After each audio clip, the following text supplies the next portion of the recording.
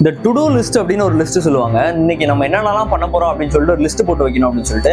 ஆனா நானும் நிறைய வாட்டி அந்த லிஸ்ட் போட்டு வச்சிருக்கேன். ஆனா ஒரு வாட்டி கூட அந்த லிஸ்ட்டை நான் கம்ப்ளீட் பண்ண மாதிரி எனக்கு ஃபீலே இல்லை. ஏன் அப்படின்னா அந்த டு டூ லிஸ்டே சம்டைம்ஸ் உங்க பிரெயினுக்கு பாய்சனாவே இருக்கும். இதை நான் ஃபீல் பண்ணியிருக்கேன். நான் ரொம்ப கன்ஃபியூஸ்டா இருக்கும்போது இன்னைக்கு இதெல்லாம் பண்ணணும்னு சொல்லிட்டு ஒரு 10 டாஸ்க் போட்டு வைப்பேன். அந்த 10 டாஸ்க்ல 2 கூட என்னால் கம்ப்ளீட் பண்ண முடியாது. ஆனா எப்போ நான் அந்த 10 2 மாத்தணும் அப்ப என்னால் கம்ப்ளீட் பண்ண முடியுது.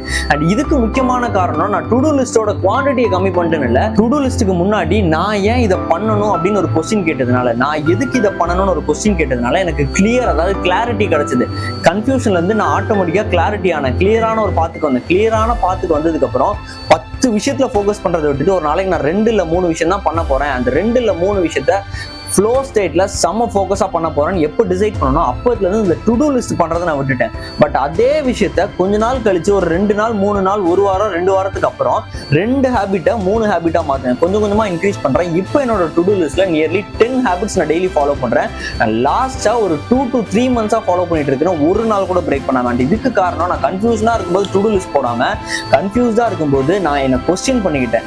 நான் ஏன் இதை பண்ணணும், நான் ஏன் இந்த உலகத்துல வாழ்ந்துட்டு இருக்கேன், what I am doing now, why I am doing this அப்படின்னு எப்போ இந்த ஒய் பேஸ் கொஸ்டினை நீங்க எழுப்புறீங்களோ அப்போ ஆட்டோமேட்டிக்கா உங்களுக்கு கிளாரிட்டி வரும். எப்போ கிளாரிட்டி வருதோ அப்போ அந்த 10 டு டூ லிஸ்ட் போடாம 2 டு டூ லிஸ்ட் போடுங்க, 3 போடுங்க. காலையில 6 மணிக்கு எந்திரிக்கணும்னா அன்னைக்கு ஒரு நாள் 6 மணிக்கு எந்திரிச்சா போதும் அப்படின்னு ஒரு மேட்ரு வைங்க. அந்த 6 மணிக்கு எந்திரிச்சதுக்கு அப்புறம் என்ன பண்றீங்க அப்படிங்கறதான் முக்கியம். நான் எப்பவுமே சொல்ற விஷயம், 6 மணிக்கு எந்திரிச்சு போன் நோண்டுறீங்களா வேஸ்ட், 6 மணிக்கு எந்திரிச்சு டீ குடிக்க போறீங்களா வேஸ்ட். ஃப்ரெஷ் அப் ஆகுங்க, ஃப்ரெஷ் அப் ஆயிட்டு புக்ஸ் ரீட் பண்ணுங்க. இல்லை ஃப்ரெஷ் அப்பே ஆகலாம் கூட புக்ஸ் ரீட் பண்ணுங்க.